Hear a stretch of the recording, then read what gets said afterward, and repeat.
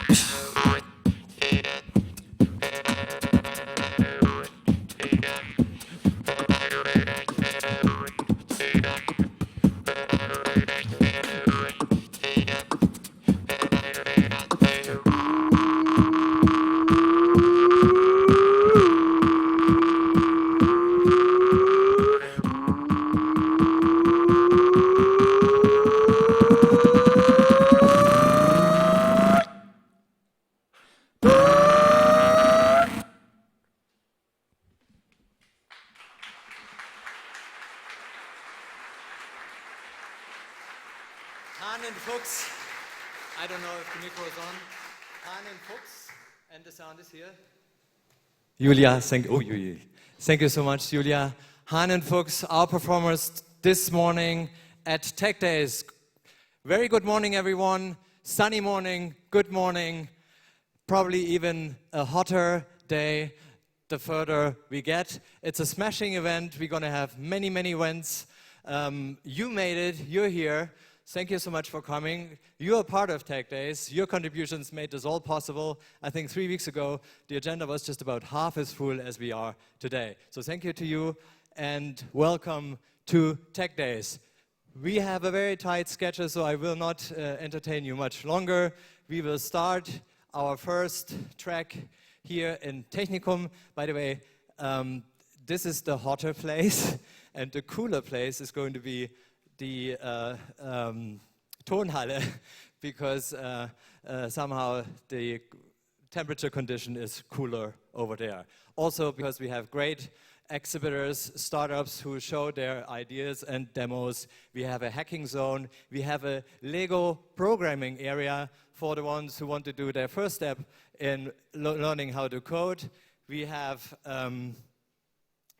artists, a lounge, there's a bar, so plenty of space to meet each other, to connect each other, to network. You all got just like myself, just some unusual name tag that you even had to write yourself. So you see, we keep you involved and active during the whole day. This is going through until the evening. We will have more live performances also in the evening in this venue, when around 7 o'clock everything from the program will be finished at Tonhalle. But now, ladies and gentlemen, please welcome our first speaker. I'm very happy she could make it this morning. Here is Pranjal Hedge from Deloitte Digital Ventures. A warm welcome to, yes.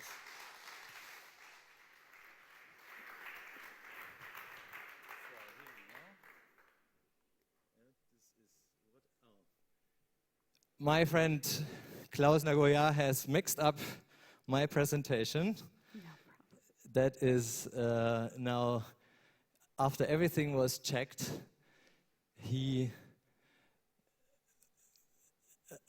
opened a different program for me, and now I have to fix this, but this is part of the improvisation that TechDays are part of. So here we go. And I think this is this, and welcome, Pranjal. Great, thank you. Thank you, everybody. Good morning. And thank you for braving it out in this heat. I know it's been a couple of hot days, and staying here first thing Friday morning when perhaps you could be outside, maybe even by the Isar. Thank you very much for taking the time to come and hear a few words about how innovation is specifically changing in the digital age. I had the opportunity when I spoke with Peter earlier this week about what we could talk about and what this particular keynote speech should be about. And the one thing that stood out to both of us is really about how is innovation changing in the digital age, and how can we move from being solution seekers to problem finders. And that's what this particular keynote is going to be about. So my name is Pranjal Hegde. I'm a manager with the Deloitte Digital Ventures team. Deloitte Digital Ventures, our expertise is particularly in company building for DAX companies as well as large SMEs. And when I moved over here, as you can, I'm sure, hear from my accent, I am American. So when I moved over here about 3 years ago, I was really interested in finding out how can I get into being able to build companies and build new businesses and build new products and services and in a way that really allows for us to be able to better understand innovation and how we want for it to be able to for it to be an impact in this digital age. When I first moved over here, and actually before that, I was trying to kind of figure out what I wanted to do. Can you hear me okay?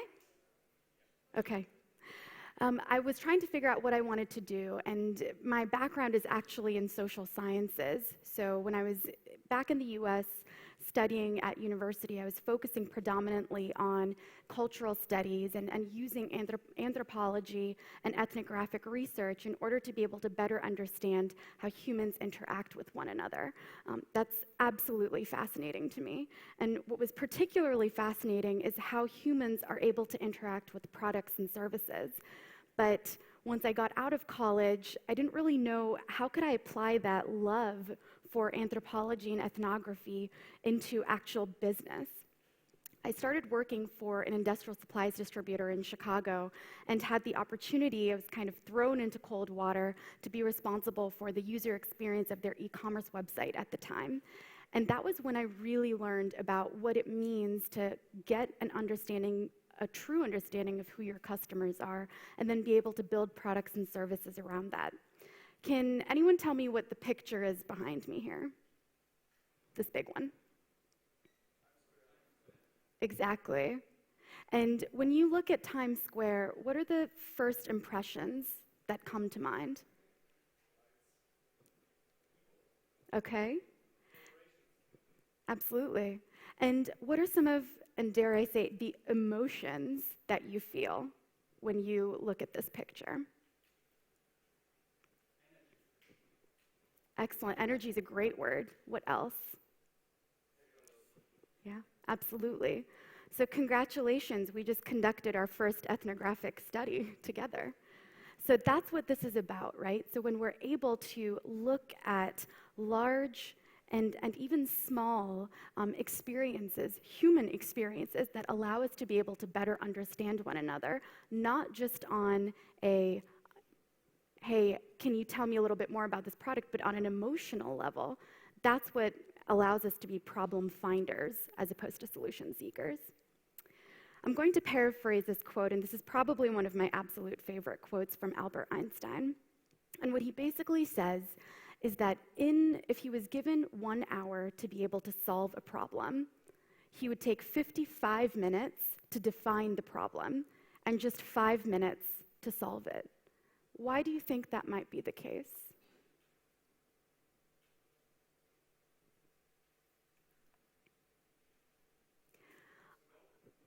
Sorry, can you repeat that, please?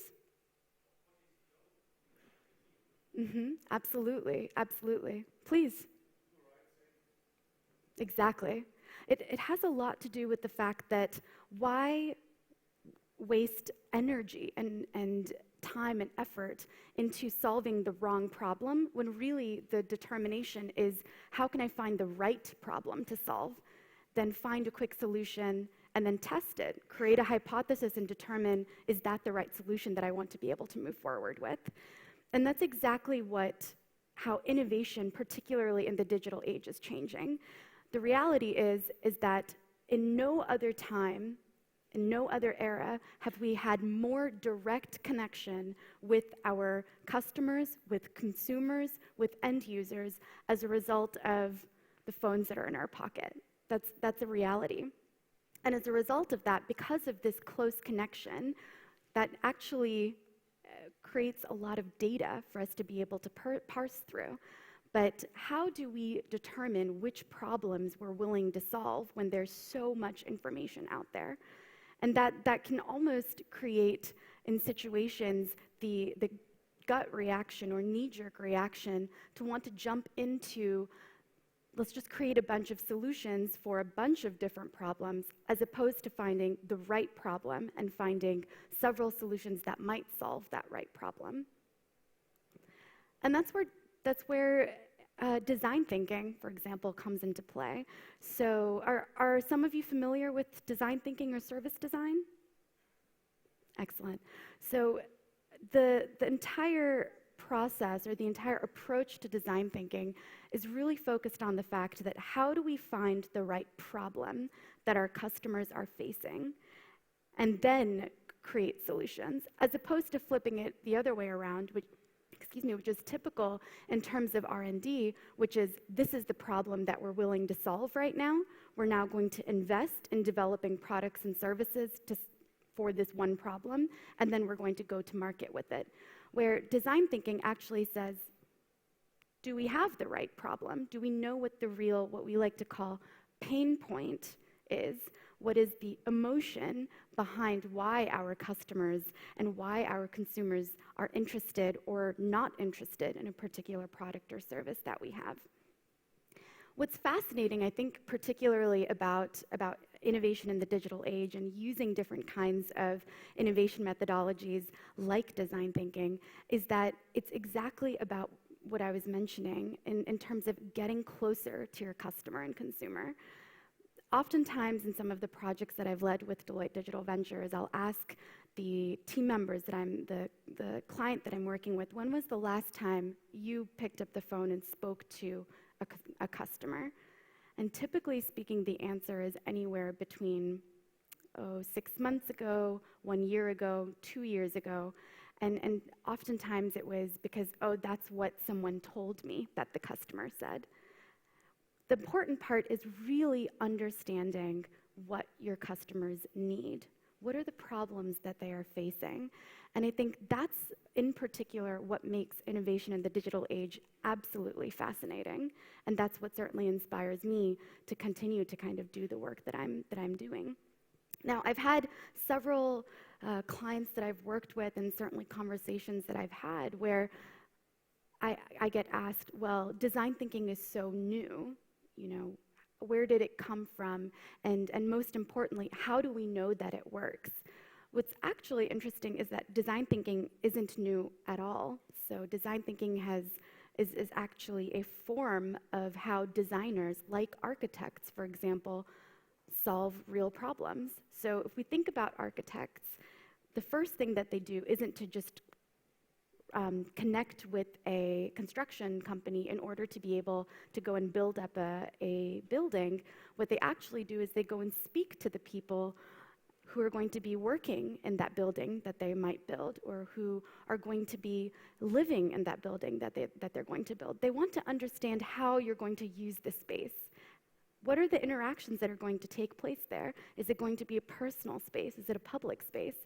And all of these questions is exactly what we like to call qualitative research or ethnographic research, what we did together, where it's trying to find what are the emotions, what are the real pain points or desire points that customers have or people have.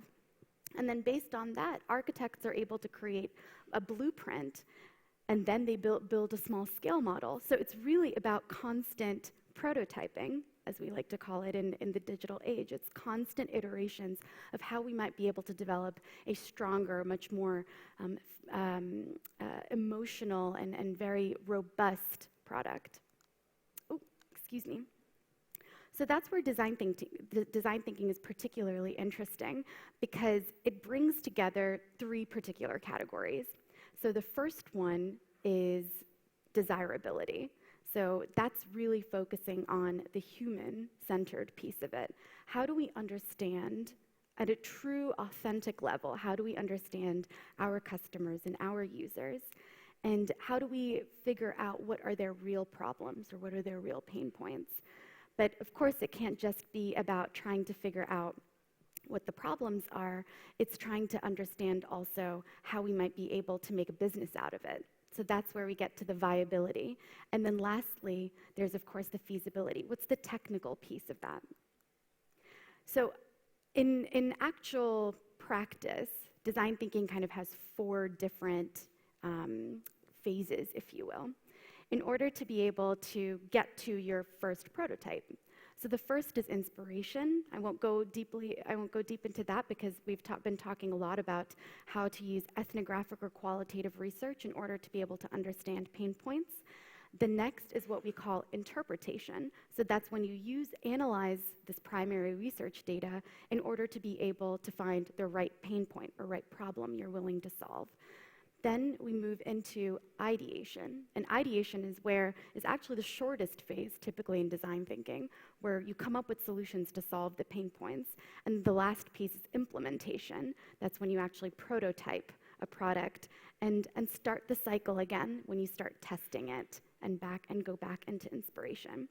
So in reality, what could this look like? And so I brought here today a case of one of the projects that we're currently working on with Deloitte Digital Ventures, where we actually were recently approached by one of the largest home furnishings manufacturers in the world.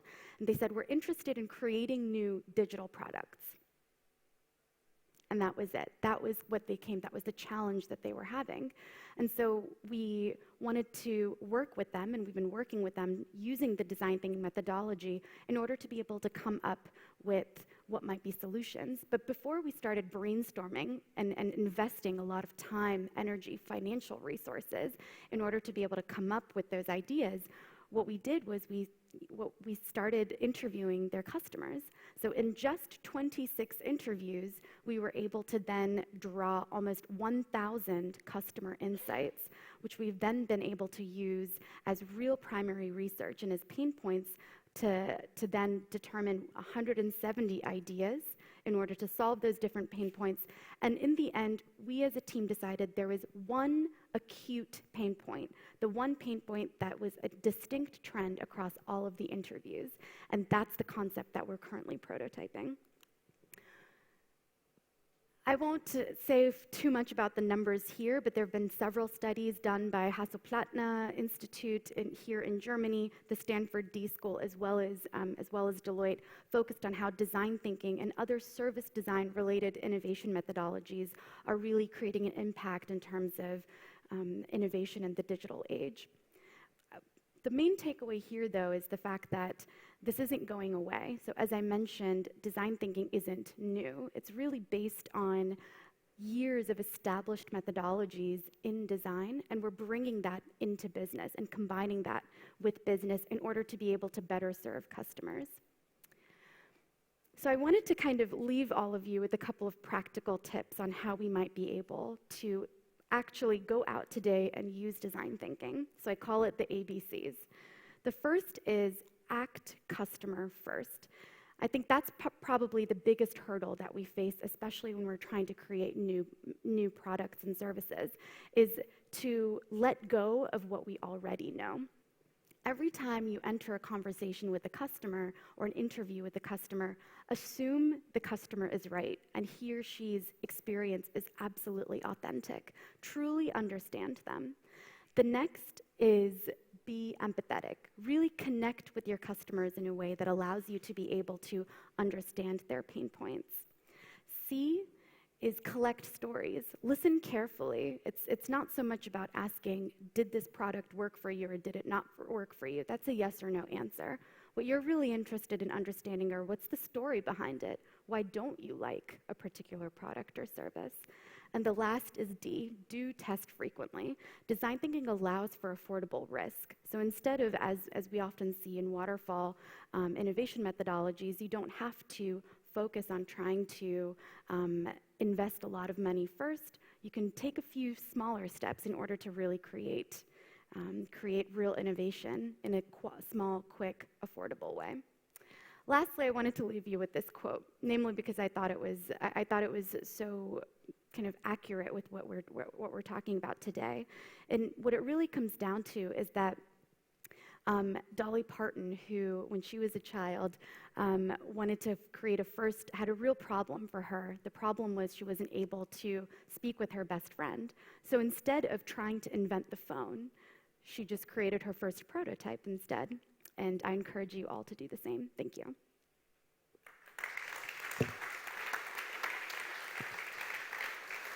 Thank you. Thank you so much. Thank you so much, Pranjal. Thank you for opening this conference. Pranjal, Hedge, ladies and gentlemen. Thank you. Here we go. And now we will start our first program track on identification and authentication. And the program track will be opened by no one less than the champion of digital identities in the IoT. Please welcome Volker Gerstenberger from Mobile Security from G&D. Ladies and gentlemen, please welcome Volker. Give him a welcoming applause. Thank you. And I think we got it. Thank you, Peter. No pressure. So it's great to be here, especially in this warm and sunny day. It's also great that you all found the way in here, and I'm really excited to also share some insights with you on the necessity, and I don't think we need to bore you with establishing the essentials of why authentication is so necessary in the Internet of Things. Let's jump right through it because I just have 10 minutes and I want to make it worthwhile for all of you. we are all, and we have heard from Pranjal, we are all in the middle of the digital transformation.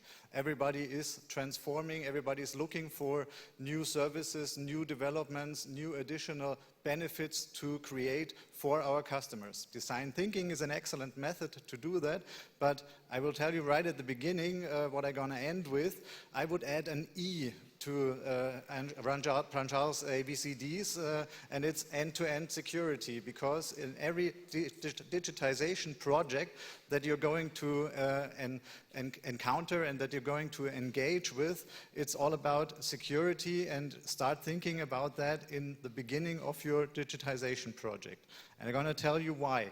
Because with all these great figures that all of the different market research institutes you want to turn to will give you high numbers for growth rates of more and more devices that will be connected. And we all can agree that this will happen if it's 28 billion, as Ericsson states, or it's 42 billion, as some others come up with, different ways of counting. We see this dramatic trends of new devices joining the Internet of Things, wanting to be connected, becoming a digital endpoint.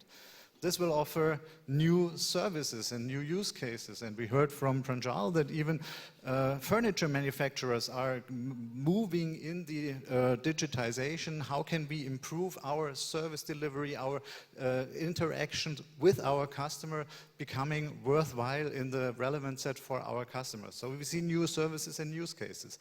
We also see new business model. Going into a service-based business model is on top of our priorities already. So we're trying to think hard and use design thinking methodologies to come up with new ideas of how we can make it worthwhile with for the customers. But with all these digital endpoints sending, creating, gathering, and communicating data to the cloud, to back-end systems, we also will see new security threats coming up. And the first ones we have already seen in the past 2 years. The Mirai attack was creating a lot of turmoil in the market, because nobody was even anticipating household appliances that are connected to do something else than what they are supposed to do. But they were busy attacking the internet provider for MSN Web Services, etc. So we see also new threat and attack vectors as soon as we will see a scalable business model for attackers to exploit those. Next question is, why are we going, or why do we want to become more and more connected? Because all of us, we want to move up this maturity curve of transforming from sheer product-related interactions with our customers in locking them in, becoming more important for their day-to-day operations, for their day-to-day lives, to really be an important part by being able to, first of all, connect and see how our products are performing. So every manufacturer at the moment is thinking, how can I get closer to my customers and see how my product is actually working, how it is performing under the actual usage conditions. So how am I doing there? And I also want to save on service costs, because I don't want to only hear from my customer again if he has a problem with my product, if it doesn't work anymore, which in the past tended to be the only interaction point when you ever heard from, as a car manufacturer, oh, my car is broken, so now fix it. This is changing now as we are getting connected, as we can gather live data, how the device is actually performing. Then moving into serviceable and intelligent business models of providing, okay, getting information out, deriving predictive maintenance patterns to predict for the customers, okay, when should you have a service interval? When should you interact with your repair shop? In addition, creating intelligent insights on further future product developments is on top of the agenda. And then, as we already established, moving into additional business models, learning from what the customers are actually needing by deriving from the usage pattern that they actually have. So don't lose money, save money, and earn money are the critical ways down the value chain, or up the value chain in the maturity curve. if everybody connects and all the devices are connected, then all these different industries also have different threat vectors or different attack risks. So we in G&D have tried to come up with this risk and device value, IoT device value taxonomy, showing for the different verticals, the different attack vectors and the different threats that are to be considered, and that also determine then your ways to counteract, your security weapons to choose in order to protect yourself from those kind of attacks. So they are very, very high, and these figures are a mixture of device value, so the individual asset value, what the car, for example, or the brain surgery room is actually worth, to the and a second factor is the operational cost that you're incurring by not being able to use that. So an industrial manufacturing site at a car manufacturer, if that doesn't work because it's attacked, that has a significantly higher value, even though the robot maybe just be 20,000 euros worth. So there are different attack vectors, and that's why I'm coming back to my initial statement. Start thinking about security first, because it's really expensive, it's really bloody, and it's really dangerous to retrofit that. In principle, all of the IoT projects that you're going, or digitization projects that you're going to encounter and that you're going to engage with, can be characterized by this basic picture. You have an IoT endpoint, an IoT device on the left-hand side that is connecting to some sort of cloud system on the right-hand side. You then have entitled agents or entitled entities that want to interact and that want to manipulate, or that want to analyze, or that want to be informed about the different data generated by this IoT device. So the first and most important thing for you to draw valid conclusions from this information is you need to protect the data privacy and the integrity of the data, because if you have manipulated data, if you have simply wrong data in your data pools, then you won't be able to make valid predictions out of that. So you need on both ends unique IDs to ensure authentication and confidentiality of the information being exchanged. As we have different entities wanting to access, you also need a fine granular policy model to grant access to this information or grant access to the device itself. And in addition, you also want to have a cyber protection and a device individual self-learning anomaly detection in order to be able to detect anomalous behaviors and to interact. So this means you basically need three different elements. You need the cybersecurity protection, you need the ability to manage the device, but you also need the ability to manage the security architecture of the device over the entire life cycle of that particular device. And this is what we mean by identity, security, connectivity, and manageability of this entire system.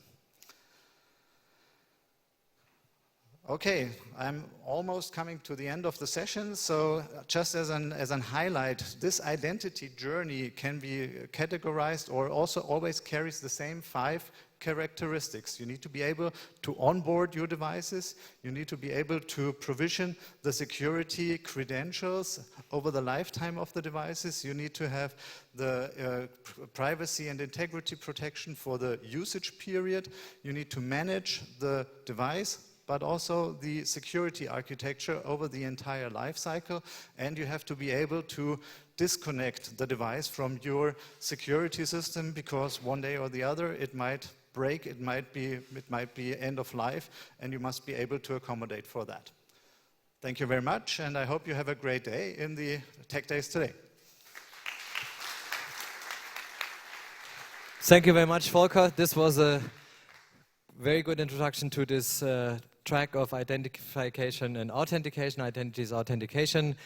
We will continue with our next speaker, Please welcome from IBM, Jan Carmenisch. I hope he is here already because he had a long trip. He was coming from Switzerland. I don't think he's here yet.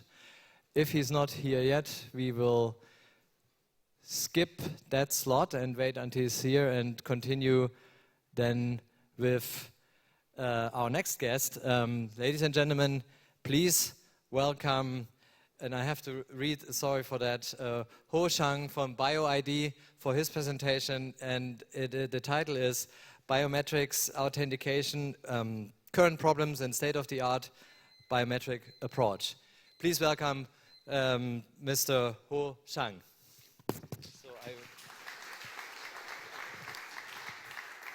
he will bring his own device, so we just disconnect this one.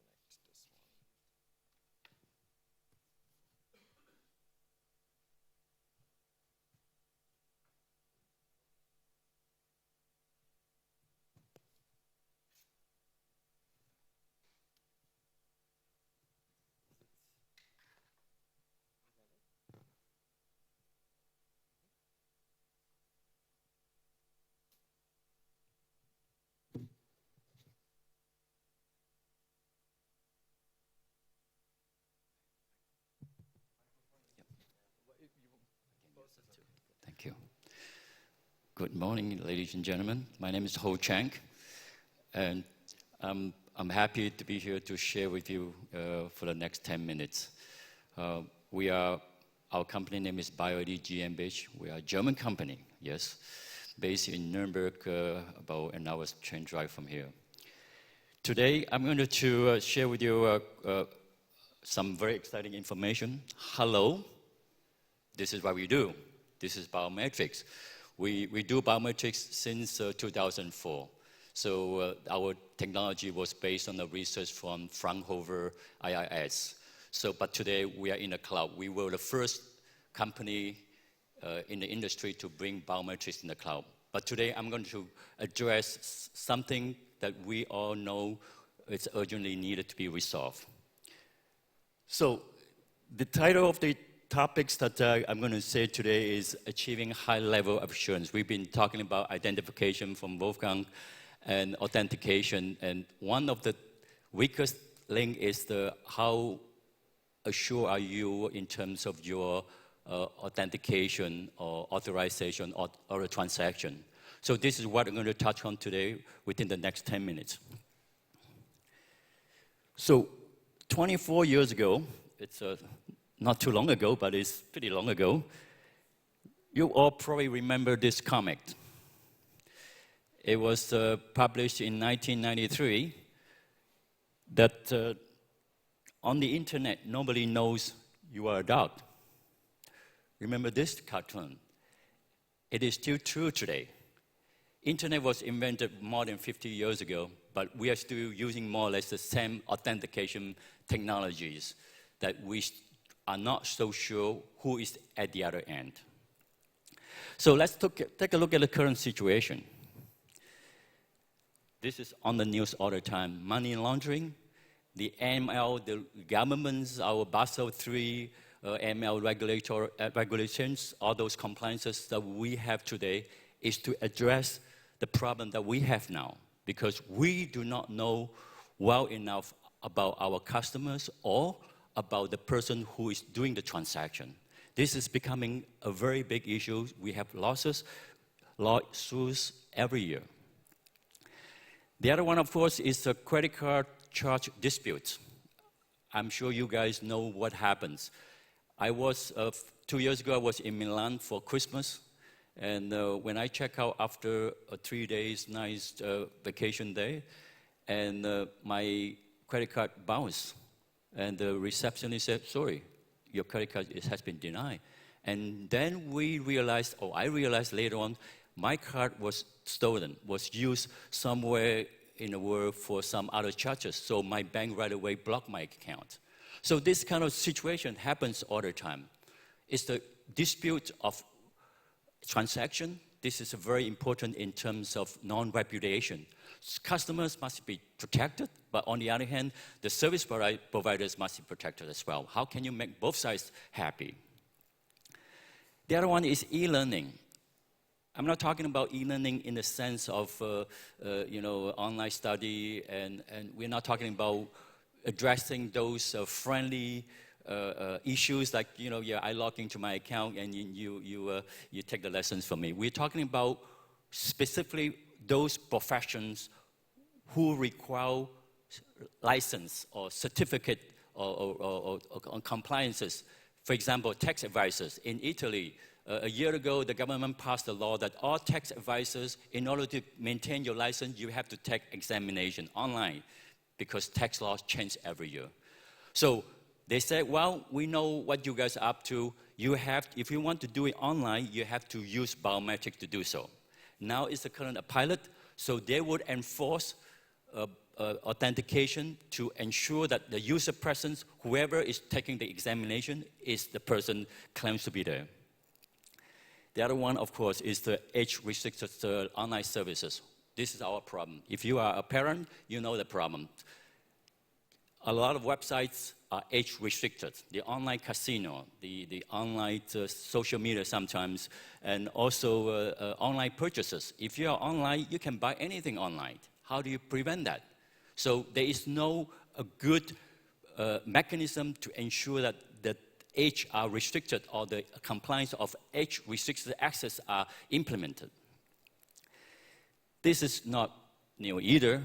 Facebook is supposed to be for children above 13 years of age. But we know that our kids, even they are 5 years old, they probably already have a Facebook account or something like that.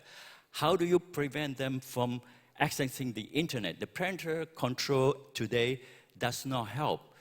A few years ago, Apple had an issue about the iTunes purchase. When kids used iTunes to purchase some games, some gadgets, and one of the kids would purchase, he purchased about over $2,000 worth of goods without the parental consent. Of course, it went to the court, but the parental control required the parents to be there in order to consent the purchase.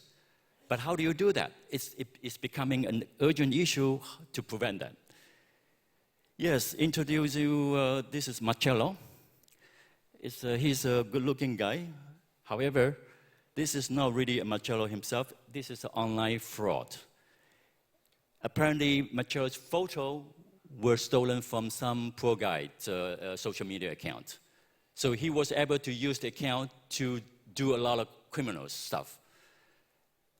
By not knowing the other person who is really at the other end of the network, you do not know, you cannot trust them, whether or not you can trust them, it can be a scam.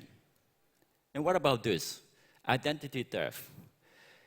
5 years ago, there was a woman who was caught stealing 42 rental cars. How can you imagine that happens? Of course, there's a lack of identity proving. This is part of the whole problem. She was able to join a loyalty program belongs to a car rental company. And then she used fake identity to create another one and fake driver's license to create another one. She was able to book 42 cars and fly away. But of course, at the end, she was caught. So what do they all have in common? First thing, of course, most of the issues that I mentioned earlier, they are very weak or very insecure in terms of identity proving. And/or the authentication is very weak. Most likely, it's based on username and password. And what about authorization? It's very interesting.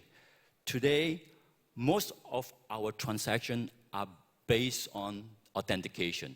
Once you are able to log in, you can do almost everything you want. This is not correct because transaction has value. Transaction could involve very sensitive data, could involve a lot of privacy stuff, but we are basically relying on the authentication. Once you are logging, you can do whatever you want.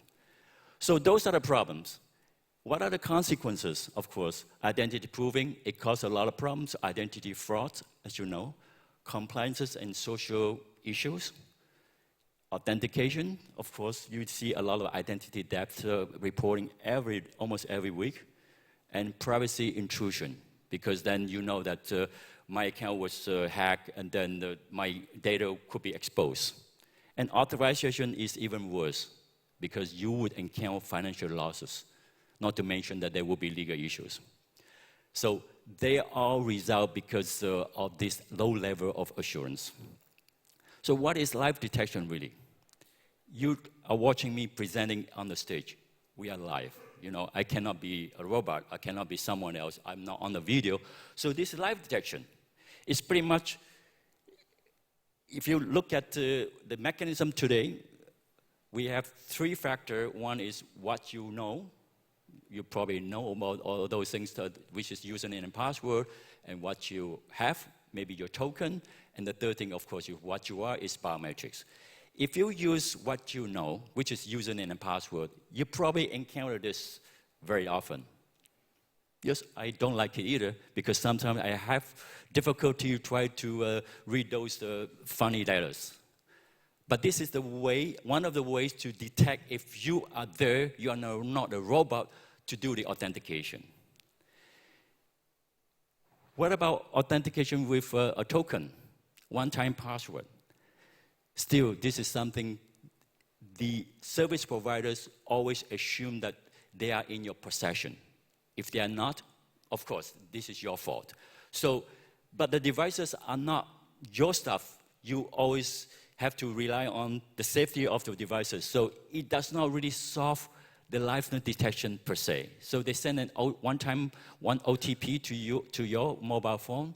Does not mean that you are there to do the authentication. Is my time up? Okay. So then we think about biometrics. Of course, yes, biometrics, like what I just said, you see my face, I'm in front of you, now you know that I'm here in front of you. The user presence should not be any question. But then, of course, you notice that there is hacking of biometrics. This is the face unlock phone, which was hacked right away after it was announced. So biometric vendors are working very hard to come up with a good way to do live detection, to avoid this kind of spoofing attacks. They are working very hard. And the question really is this. I can summarize with this example. Look at this picture. Is that a picture? Or is that someone else holding a picture frame? Interesting, is it? But when you're talking about online, this is kind of problem you were talking about. So live detections must be online face-to-face without human intervention. That means we have no chance to have someone looking over you or looking at you to be sure that you are the person in front of the transaction. So it must be automated. Live detection requires the person to participate in the transaction. That's why it ensures the user's physical presence. It's not easy, but it's doable. Hence, live detection can help prevent or at least deter a lot of spoofing attacks.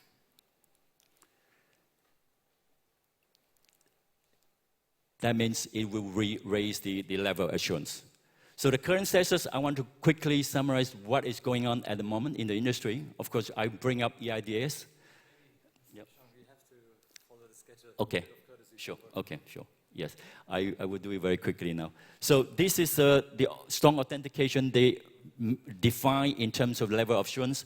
This is face-to-face. And strong authentication, like face-to-face, this is nothing but live detection very much. The state of the art, our partner Deutsche Post is using video chat to check if this is a live person. The biometric approach is quite straightforward. This is a live person. This is someone holding a photo. You can see that you have to be able to detect the photo. This is the software that you can see.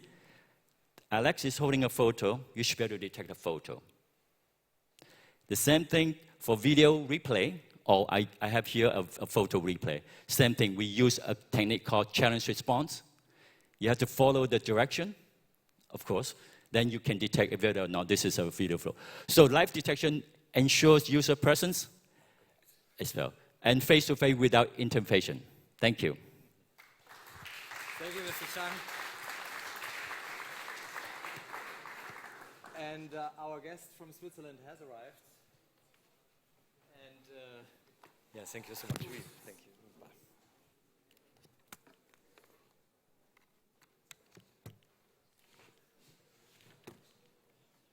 Yeah, so here we go. Jan Carmenisch from IBM.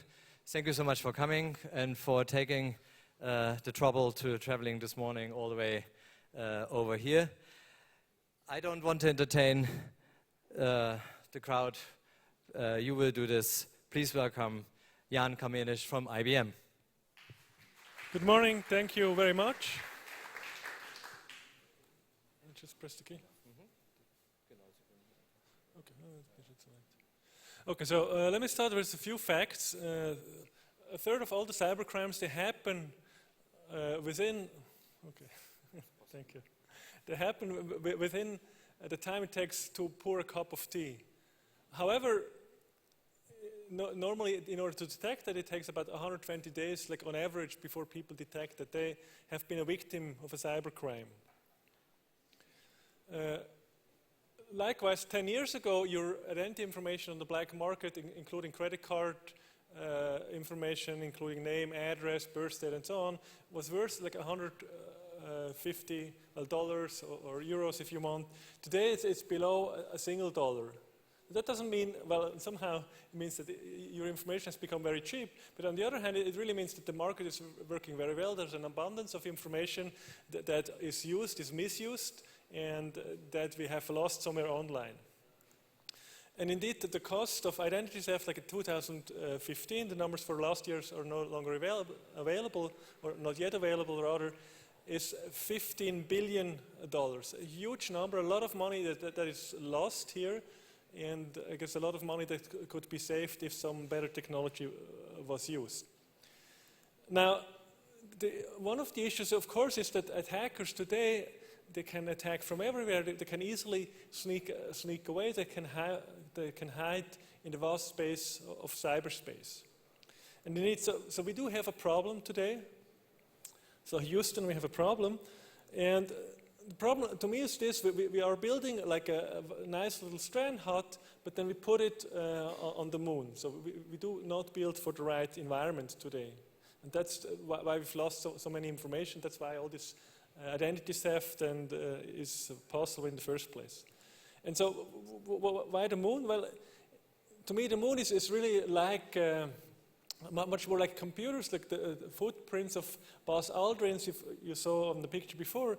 They're still on the moon 50 years after fact. So on the lunar surface, on the lunar dust, everything sticks forever. So that's like computers are. Data is stored forever. It gets stored by default.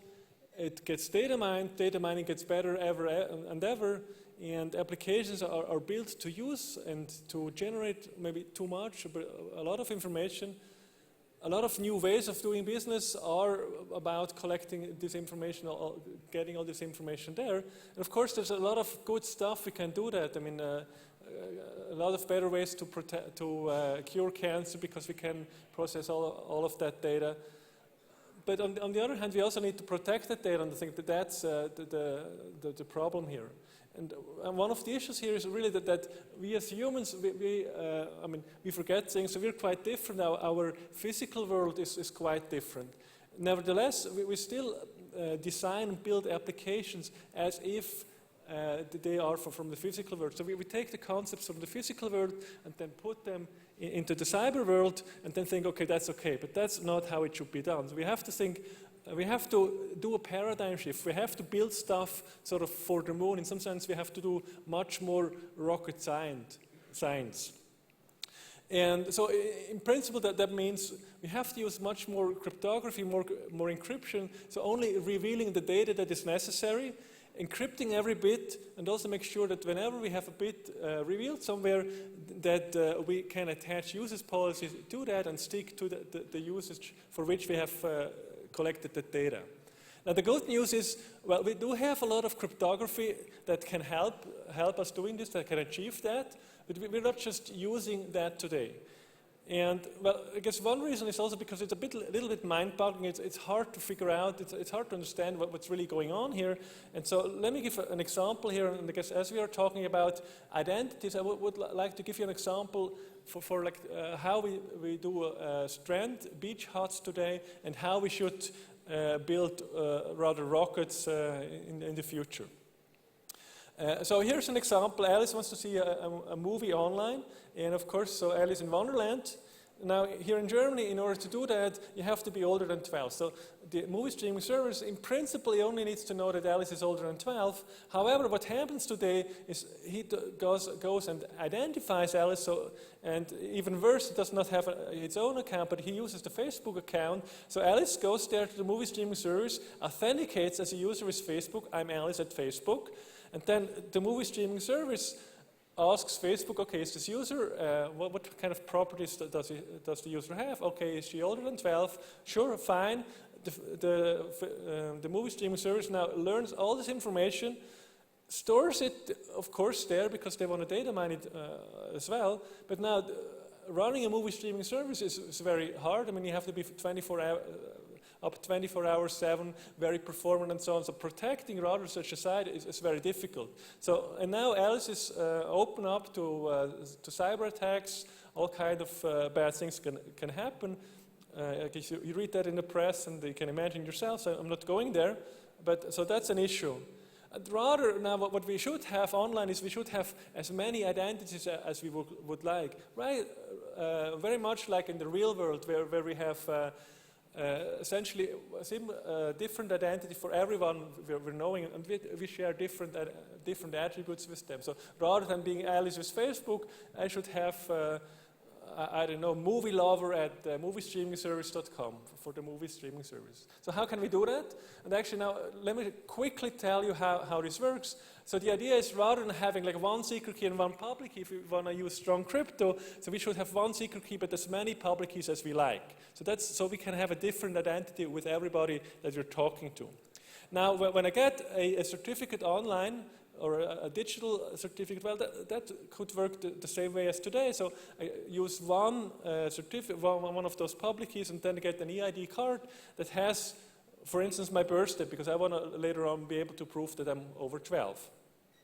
Okay, so the second thing that is different is when now I go to the movie streaming service, I should not just provide them my identity card, but rather I should be able to convince the movie streaming service that I'm older than 12. So not showing this card, but rather what I can do now with cryptography, I can transform this credential into a new one that just proves that I'm older than 12. And the magic here is, because we are using mathematics, it's a mathematical statement that we can prove in so-called zero-knowledge proofs. And so then we can just transmit that single information. So I get, in some sense, a new certificate that I can then send over to the movie streaming service. And the movie streaming service will then verify that with respect to the verification public key of the issuer. The issuer does not have to be offline. It does not learn anything about this transaction. It just has published his signing key. And now the movie streaming service is really able to validate whether or not Alice was older than 12 or not. And Alice cannot, if Alice was below 12, she could never possibly generate that certificate here. She could not do this transformation. Okay, so let me sum up here. I guess we do have an issue today. There's just too much information out there. There's a lot of cyber crimes going on. The good news is that we do have a lot of cryptography. I just gave you a few examples, or like one example actually, how to do that. And so we should just use that. We have to think about how we should build our applications to reveal only the minimal information necessary for the task at hand, and then build apps and make those apps secure for the end users. So let me conclude with that and engage in some rocket science together. Thank you very much. Thank you very much, Jan. For you here today, all the way over the mountains, to be here in Munich this morning. And we made even some time good. Thank you also for this. Thank you, Jan. So then we have our final speaker before the panel will start. I'm very happy to present you to Thomas Bengs from Fujitsu, and he will give his presentation the moment I will be able to start it. And this should be this one, Biometric Authentication in the world of digitization. Ladies and gentlemen, please welcome Thomas Bengs. Thank you.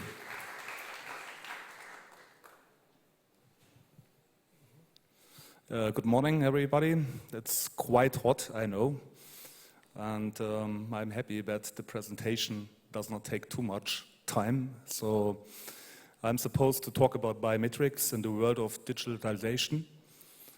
And I like to start my presentation with a security authentication list to see what if business what could be the business if we have biometric authentication of users instead of passwords, or what would be if we simply increase the security without making the life more complicated, or what happens if we reduce the number of data breaches and improve productivity, accelerating processes, saving costs at the same time.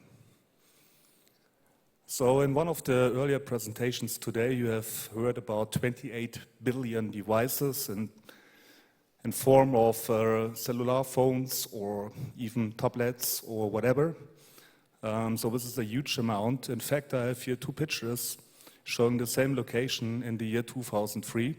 That's a ceremony from the Papst in Rome. And you see it a couple of years later, and you see the amount of mobile devices used to make pictures or whatever. So we are in the center of a digital revolution where we're using more and more devices. And if we are using devices, in many cases, we have to identify ourselves. So if it comes to biometrics, it comes about identity. So if you look how identity is specified, there's a simple sentence: each creature is unique and it has its own individually identity.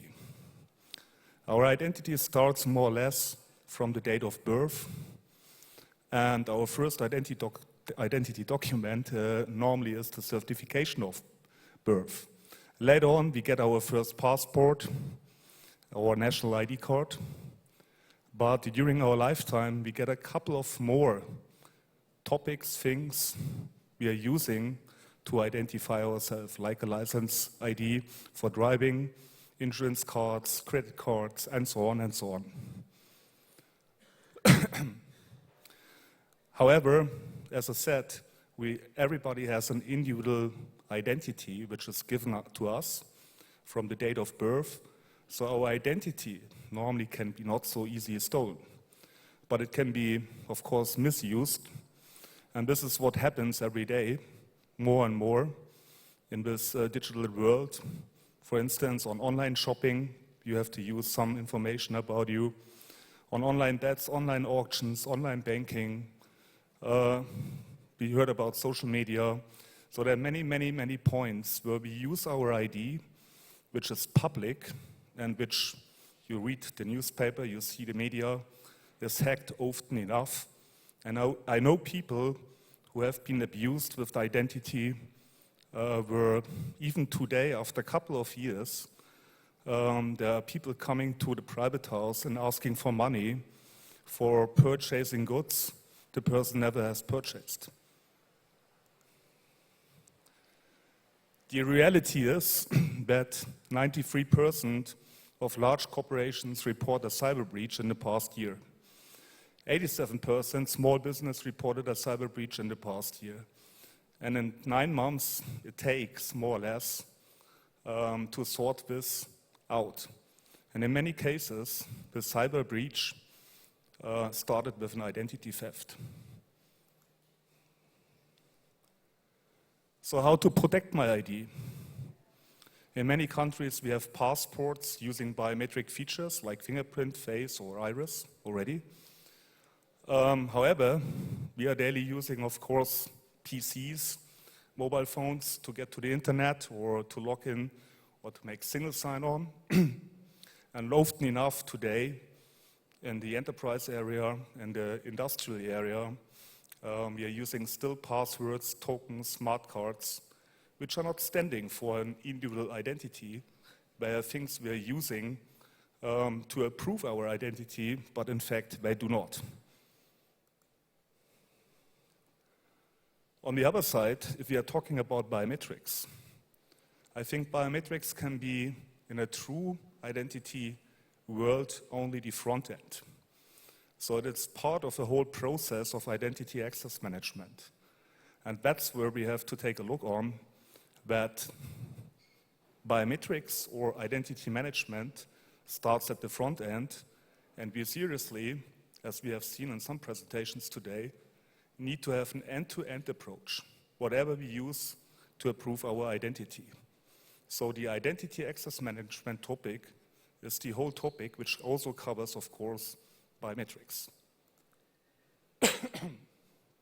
So why biometrics is the right choice for identity access management solutions? I think this chart on the left side is nothing new for a couple of people of you or most of you, because we are talking about ownership, knowledge, or we're talking about biometrics. The fact is that ownership and knowledge is something which can be transferred, stolen, give away. It can be hacked anyway, anywhere.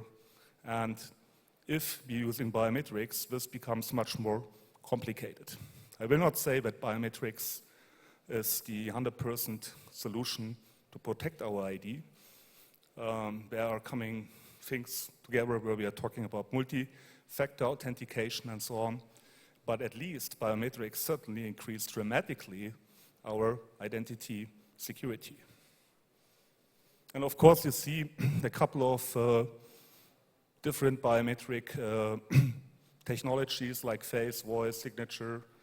We from Fujitsu are doing the palm veins. Then we have iris, finger vein, fingerprint. Biometrics is not an easy story.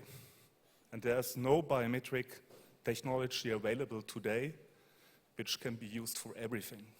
We have good biometrics for mobile usage. We have good biometrics for high-level security in terms of payment or money withdrawing or social security. But believe me, there's nothing which fits to all.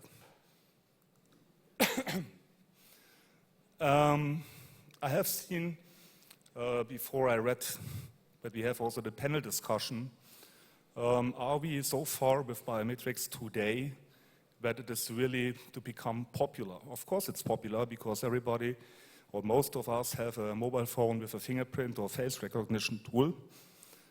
On the other side, we have a country here, Turkey, who is working since 3-4 years to establish a new biometric national ID card with multi-biometrics, so fingerprint, finger vein, palm vein, to cover not only the government issues. There are a couple of other issues here, like social security, especially healthcare, where Turkey has 500 million euro loss per year due to identity fraud and wrong invoicing. But they cover with the national ID card with biometrics a lot of other things. There's a lot of interconnectivity where you can use your biometric ID card, and at the place where you're using it for identification or verification, you have different biometric sensors to use them. Fujitsu sees biometrics as part, as I mentioned already, for the whole cybersecurity concept. And you see on the left side, there's the identity access to many, many things. But we have, as I said, to see the whole picture. It's not a small story. It's a really important thing to understand that biometrics is valuable to protect IDs, but it's part of a whole identity access management process. Thank you very much. Thank you very much, Thomas Bengs from Fujitsu. You can stay right on the stage because we would have our first panel today, And I would like to welcome the moderator of this panel, which Gisela Meister. I think she's arriving already, so I'll hand over to her. She will present the panelists and guide you through our first panel. Welcome for Gisela. Thank you very much. And I'm very happy to be here today, and I hope my panelists will arrive as well. So the first one is already on the stage, and please just be welcome. And I would like to introduce the others, so please come on.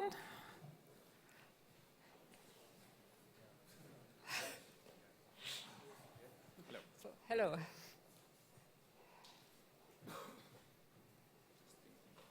So, we should not lose so much time because we are a bit late, I recognized already. I would start with a very, very short introduction, I promise you, because some of you already was before and had already a presentation, and so I don't have to lose any comment on them. So, starting, I think, with a lady. Professor Ulrike Lechner. She is from the University of the Armed Forces, and she shares the business faculty for business computer science, and especially she is responsible, and her topic is business informatics.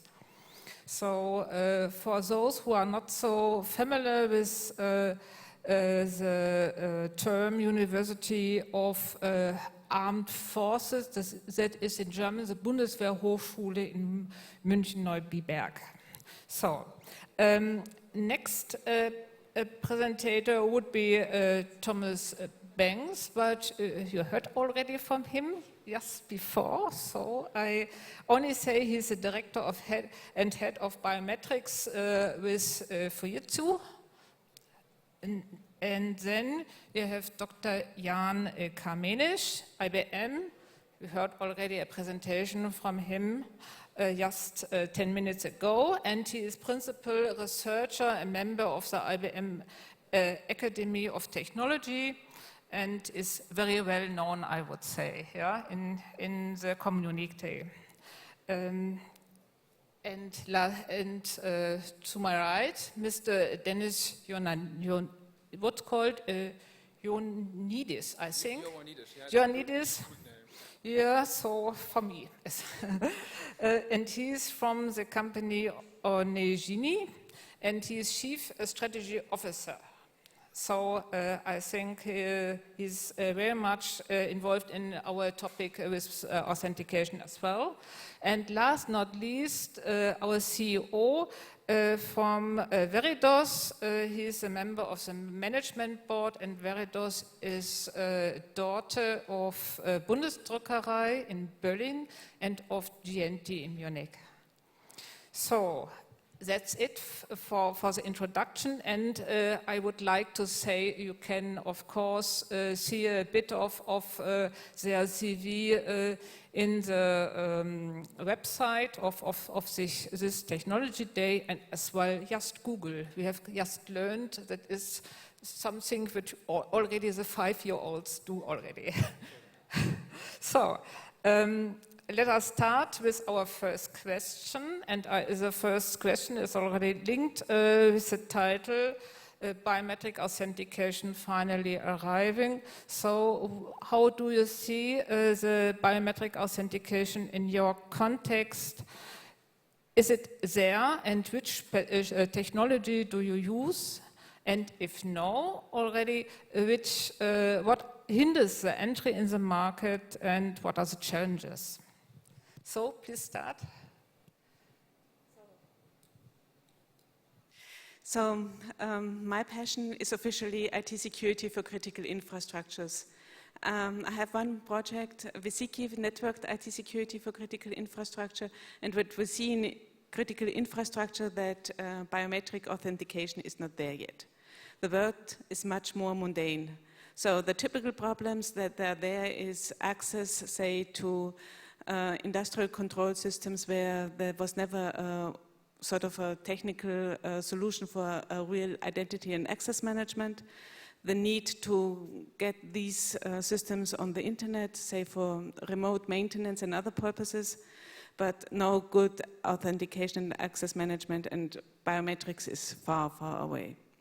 What we also see is, in case something happens, then things need to change very quickly. And then they do change, and the solutions that come in are then sort of gray boxes that do authentication, biometrics, and that they are then for special purposes and for special areas with high security levels, say for the computing centers.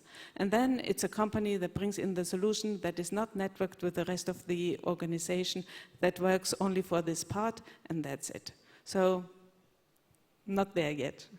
Okay, that's a term. And now to Mr. Bengs. You said already something, so just be very short, I hope.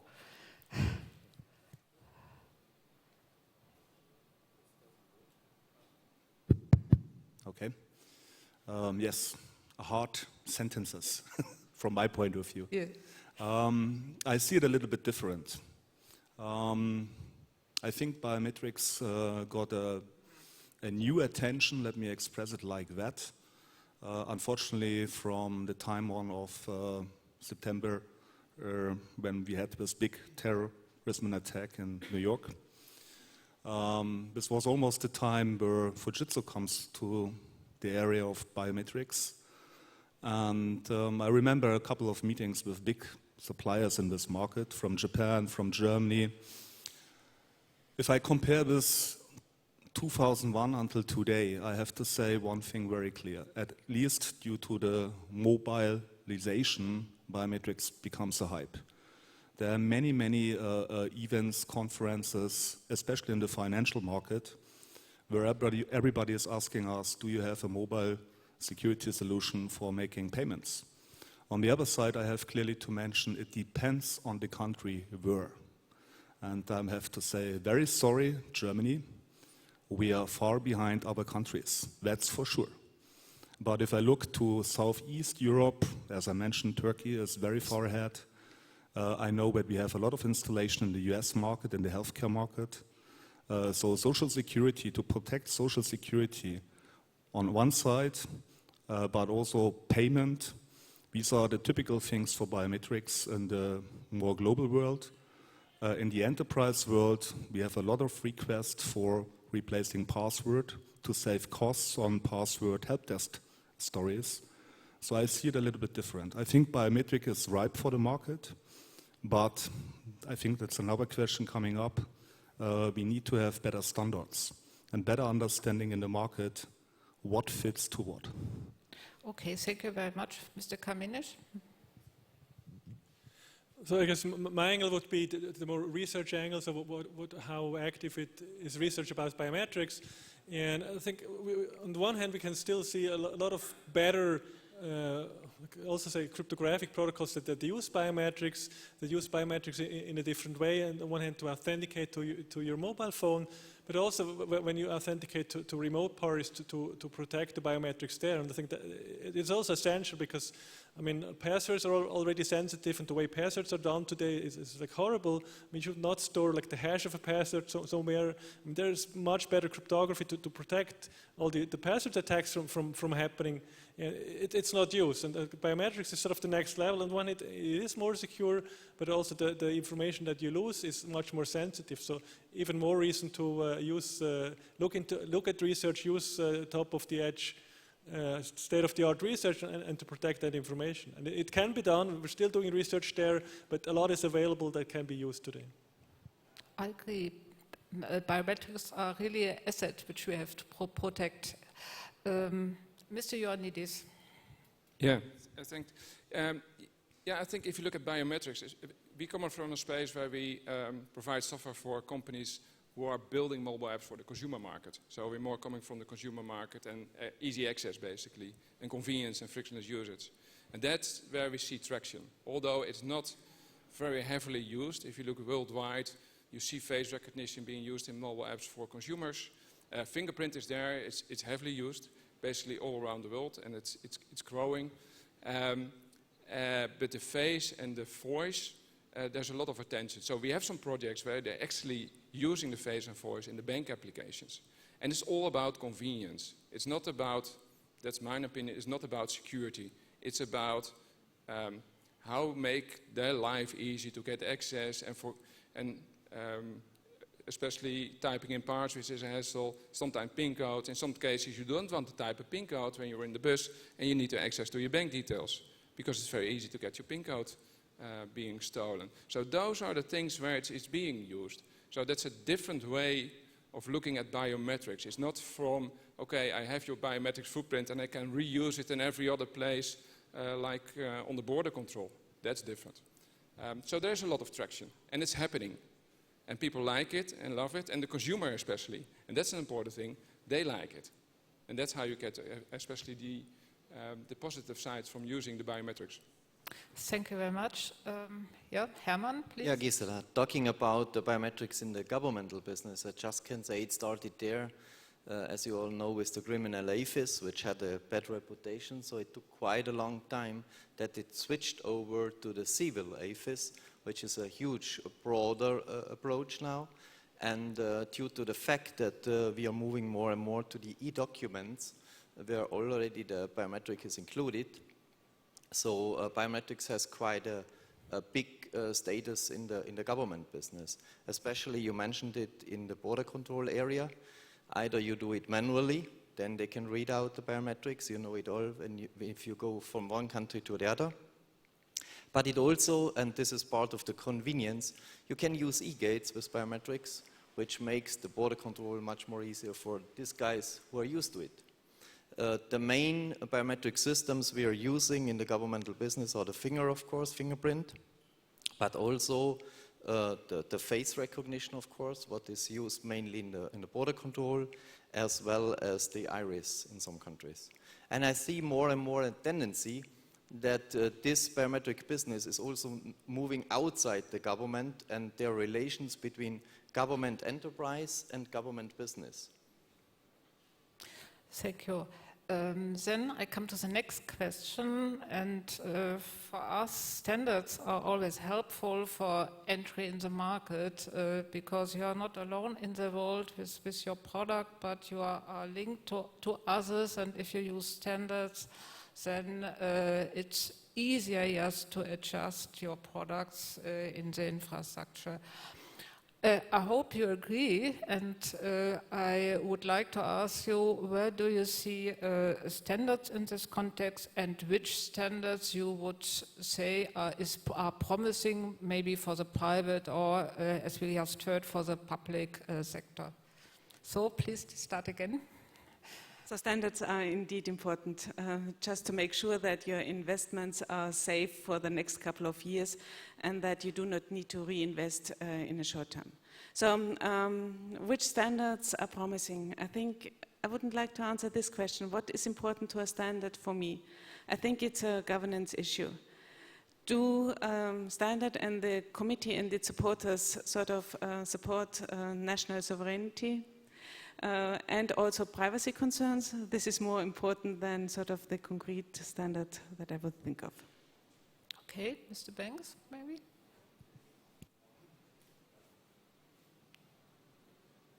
Okay, yes. Yeah, if it comes to standard, I also have probably a little bit different view. Working long years in the biometric field, I remember stories when we talked with some companies here in Germany, like Dermalog, or even with the bank associations, that's using biometrics for payment or for ATM, money withdrawing, financial transaction, protect black money market, and so on. They said we need to have a standard, but this is a standard for the financial market. If you're talking about ICAO, and I'm not so the big fan of ICAO, I have to say, because there are only 3 modalities specified, not specified, but recommended. That's fingerprint, iris, and face for many, many, many years. And I think this is more or less dinosaur time. It's time because we have a lot of other new biometrics which needs to be reviewed if they can be used in a multi-factor authentication scenario also on the government. like we have in Turkey, where we have 3 different biometric technologies. We know that fingerprint cannot be used by everybody. We know also the weaknesses. On the other side, we need to have the fingerprint. If we talk about FIDO, I have also a special opinion about that. FIDO is certainly a good step forward, but it's, from my point of view, not fought to the end yet. It's more or less device authentication. There's no authentication protection on the back end so far.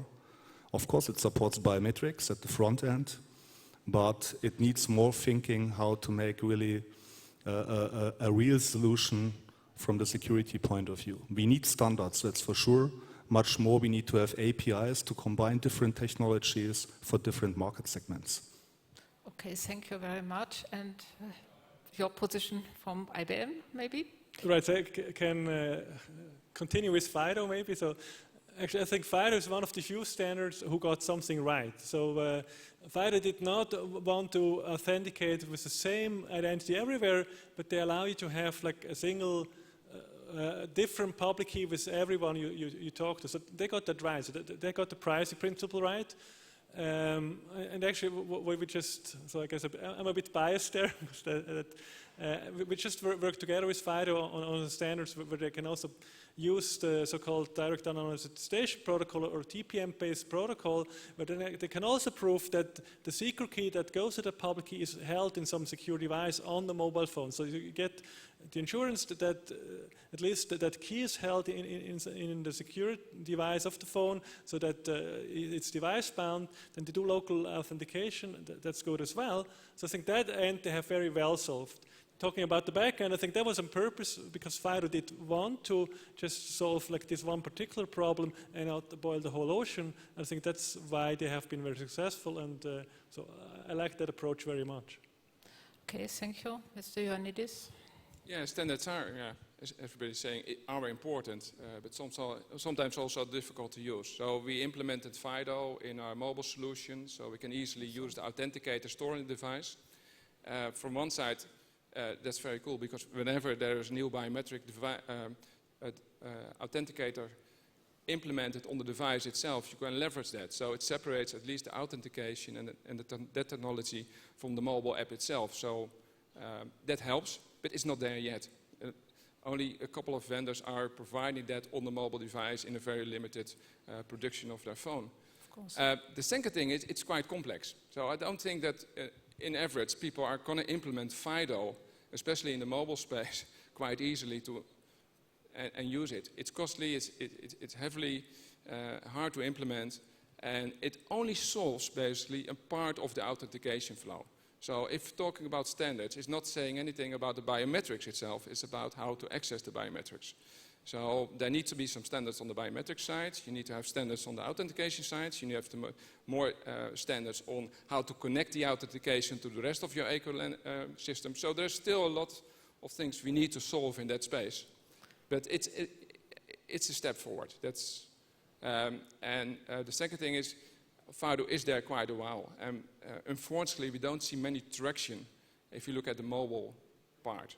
So that also doesn't help in getting it more mature and getting it being used worldwide. Thank you. So last statement. Yeah, of course, also for the government business, I think certification and standardization is important. So I would like to mention here NIST, N-E-I-S-T, which we use, of course, that we compare one biometric system to the other.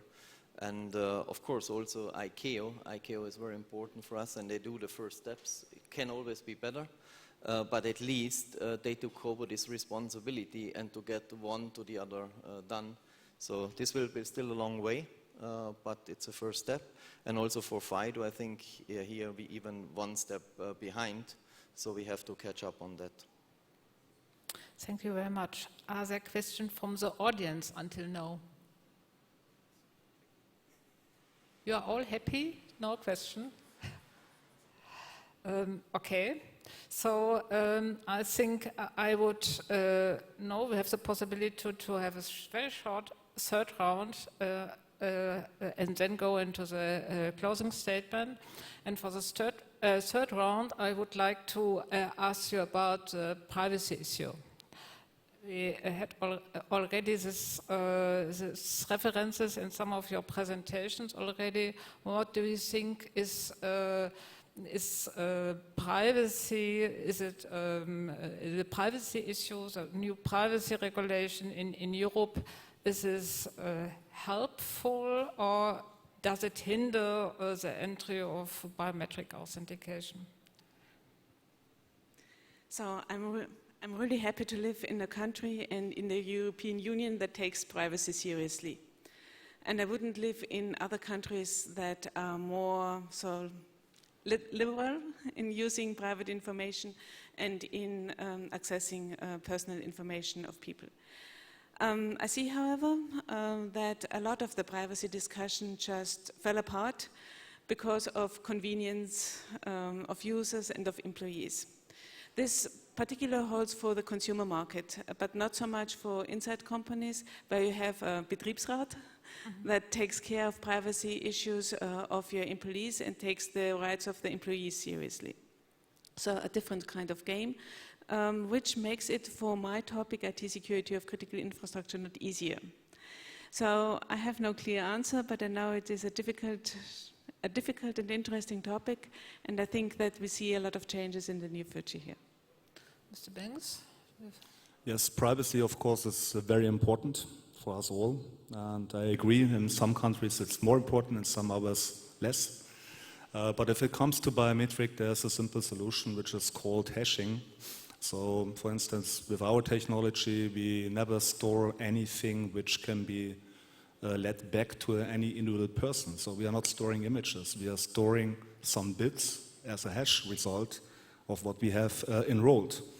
And this is further protected by different encryption methods we are using during the enrollment process. And even if somebody is stealing a database with our biohashes from Palm, Wayne data in this case, he can come to us by a new SDK, but he cannot use it because we have a very specific key for every single individual customer.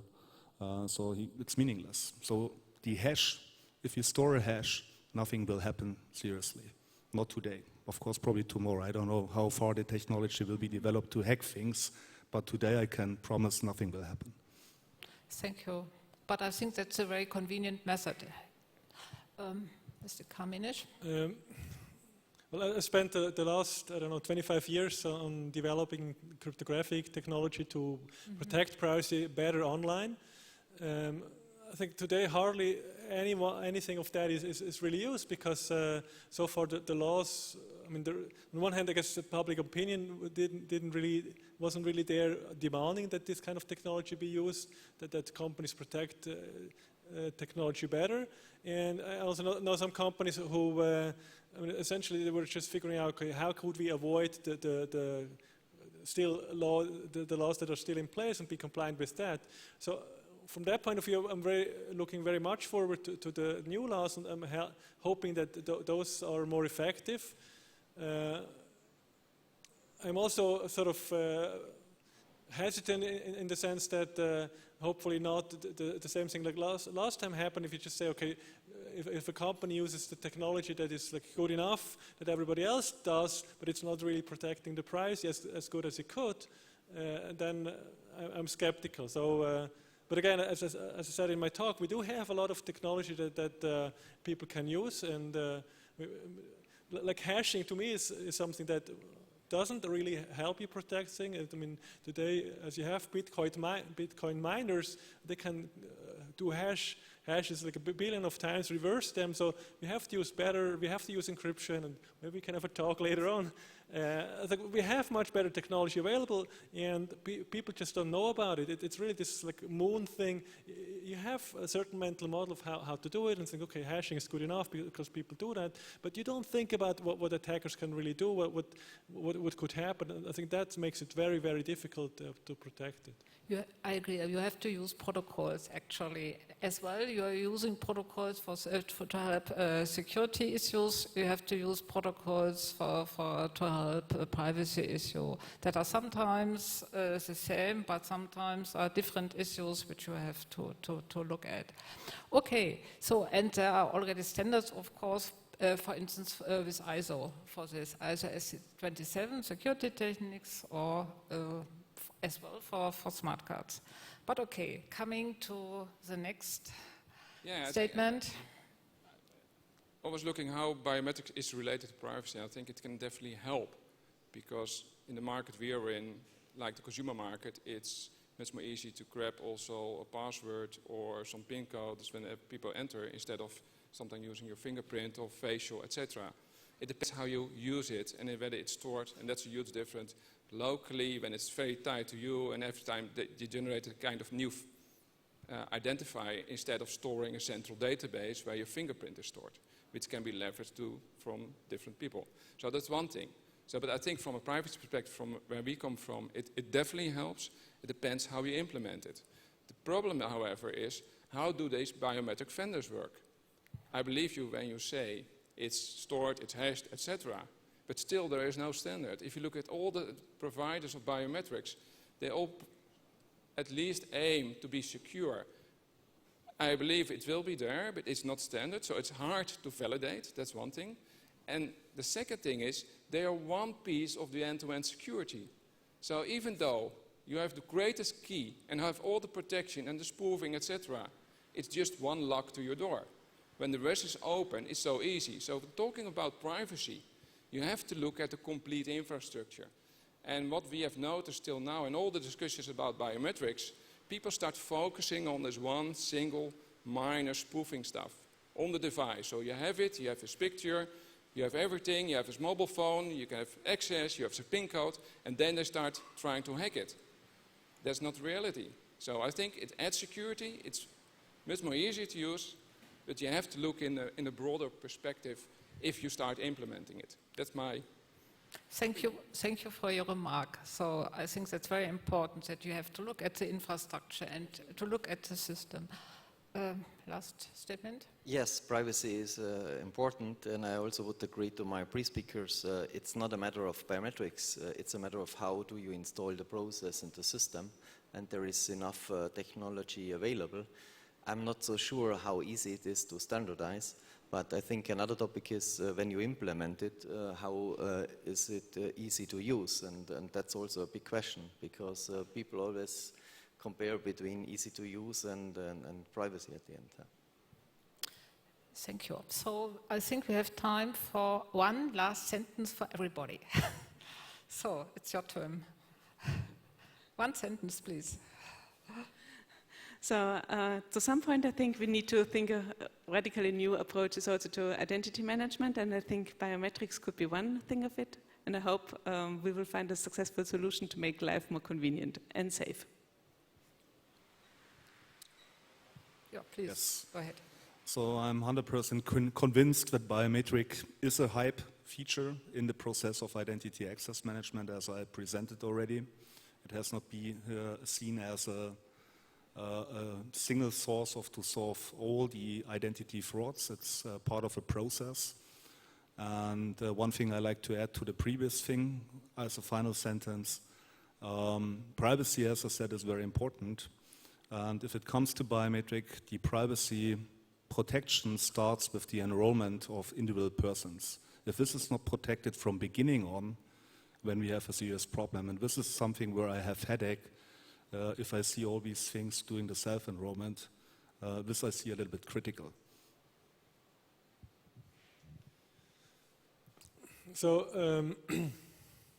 let me say that way. We do have a lot of technology available that we can use to protect our world, to protect privacy much better. It's mostly there. It's somewhat complex maybe the first time you try to use it, but speak to your favorite cryptographer and they will be very happy to help you building better and more secure solutions. Yeah, I think when I came down here, I saw a school of little children walking around looking probably for innovation. I think you can do a little challenge there. So ask them whether they would like to have a password and all these passwords, or would like to use biometrics. I can guarantee you that 100% of the children would like to have biometrics to access their system. So I think we should start thinking about that. And then think how we're going to implement the security instead of thinking the other way around. That's my statement. Yeah, I believe that biometrics will move on, and it will get more and more easy to use. It will be faster and easier. And so we look for the next generation, which is going more in the direction of the smartphones and having live applications there. And yeah, it will move forward.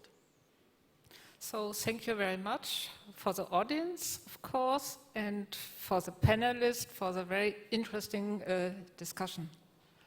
So, thank you.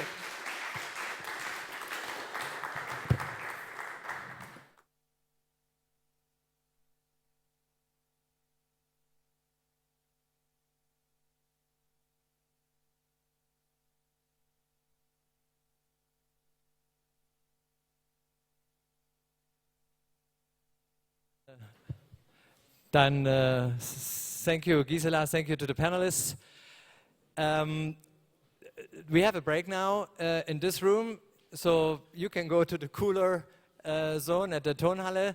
And 11 o'clock at the Tonhalle, we will have a live performance of.